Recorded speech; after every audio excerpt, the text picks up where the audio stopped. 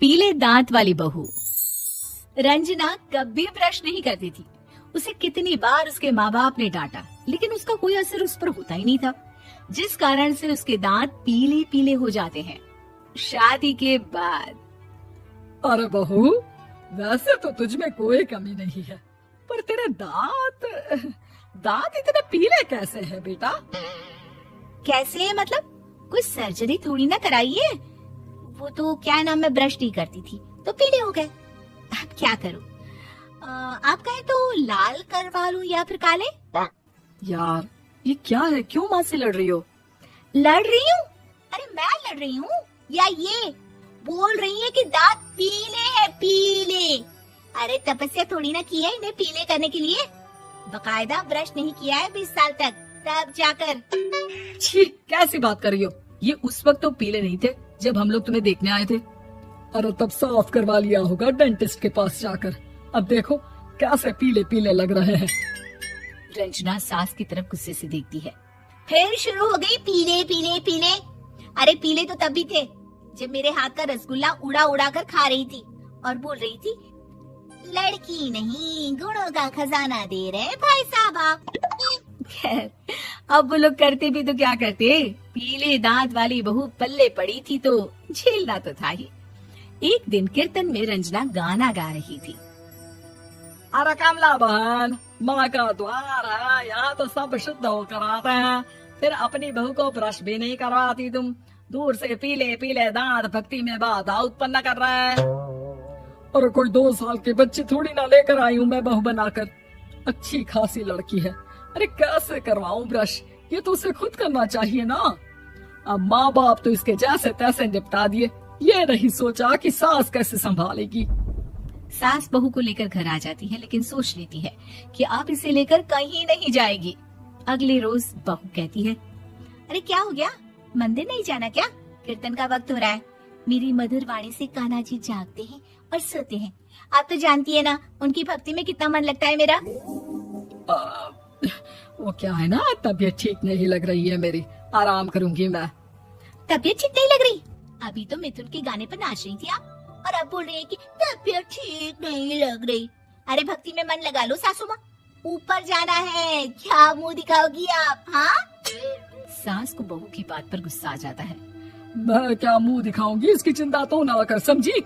अपने मुंह की चिंता कर, जो ये पीले पीले दांत लेकर हर जगह पहुंच जाती है। पता है लोग कितना मजाक बनाते हैं। ना जी ना, मैं नहीं जाना कहीं तेरे साथ। तो ये बात है, कोई ना, मत जाओ, मैं अपने कमरे में ही बैठकर भक्ति कर लूंगी। ऊपर वाला दांत थोड़ी ना देखता है, मन देखता है, भावना देखता है। और अरे बस बस, तू सब कुछ दिखा, बस ये सफेद चमकदार दांत ना दिखाना किसी को, है? जा यहाँ से। बहू को सास की बात का कोई फर्क नहीं पड़ता, वो तो जैसी थी वैसी ही रह जाती है। सुबह नहाकर किचन में खाना बनाना, फिर खाना खाना, कीर्तन भजन करना और सो जाना। एक दिन, माँ जी मैं सहेली के घर जा रही हूँ, शाम को लेट आऊंगी।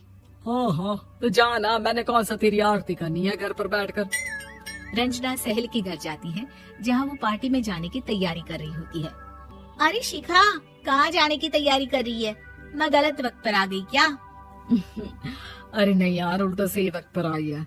मैंने ये साड़ी और ज्वेलरी निकाली है यार, शाम को इनके ऑफिस की एक पार्टी में जाना है।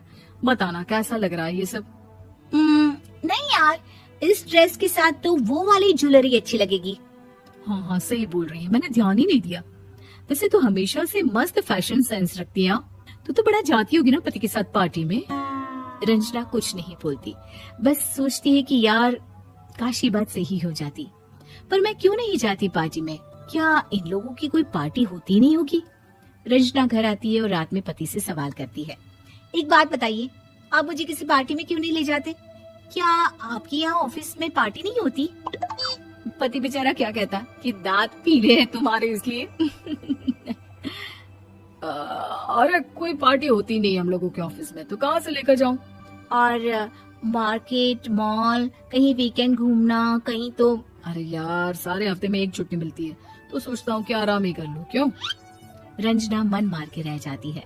पहले कभी सास के साथ मंदिर जाया करती थी, लेकिन वो भी सास ने ले जाना बंद कर दिया। घर बैठी बैठी रंजना बोर हो जाती है, तभी उसे आइडिया आता है और वो मायके जाने का सोचती है। सासू माँ, 2 दिनों के लिए मम्मी के घर जा रही हूँ। अच्छा अच्छा ठीक है, आराम से जा।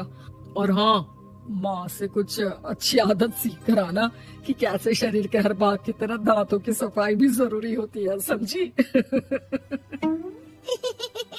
शुरू हो गई ना आप। वो लोग आपकी तरह नहीं है कि छोटी छोटी बात का बतंगड़ बना दे। उन लोगों के लिए मैं मायने रखती हूँ, ना कि मेरे पीले पीले दांत। रंजना माँ को बिना बताए उन लोगों को सरप्राइज देती है, लेकिन जैसे ही वो दरवाजे पर पहुंचती है, अंदर देखती है कि घर वाले कहीं जा रहे होते हैं। अब माँ, काश रंजना दीदी के दांतों वाली प्रॉब्लम नहीं होती तो वो भी हम लोगों के साथ चलती ना बुआ जी की बेटी की शादी में। हाँ बेटा, लेकिन अब उसे कौन समझाए कि उसको उसके पीले दांत नहीं दिखते, लेकिन उसके आसपास के लोगों को कितना एम्बैरेसिंग फील कराते हैं। मुझे तो कितनी बार उसकी स्कूल की टीचर ने शिकायत की कि उसके साथ कोई लड़की बैठना भी नहीं चाहती, और ना ही कॉलेज में कोई उससे बात करना चाहता था। लेकिन पता नहीं क्यों उसे ये बात समझ में ही नहीं आती। कोई कमी नहीं है उस लड़की में, बस यही के दांत पीले हैं। वो तो भला हो जीजाजी और उनकी माँ का, जो दीदी को जैसी है वैसे ही रखा हुआ है। रंजना को अपने घर वालों की बात सुनकर बहुत दुख होता है। वो सोचती है कि वो क्या करे, लेकिन फिर वो सीधा डेंटिस्ट के पास जाती है, अपने दांत चमकाती है और कसम खाती है कि वो रोज ब्रश करेगी। अरे क्या हो गया, तुम तो 2 दिनों के लिए गई थी ना, पर कोई ना, अच्छा है, चलो आ गई तुम। रंजना सास के सामने आकर खड़ी हो जाती है और पूरी स्माइल करती है, उसके चमकदार दांतों को दिखाती हुई। चले मंदिर। माँ, मुझे माफ कर दीजिए, मैंने आप लोगों को बहुत एम्बैरेसिंग फील करवाया। मैं आज से रोज ब्रश करूंगी।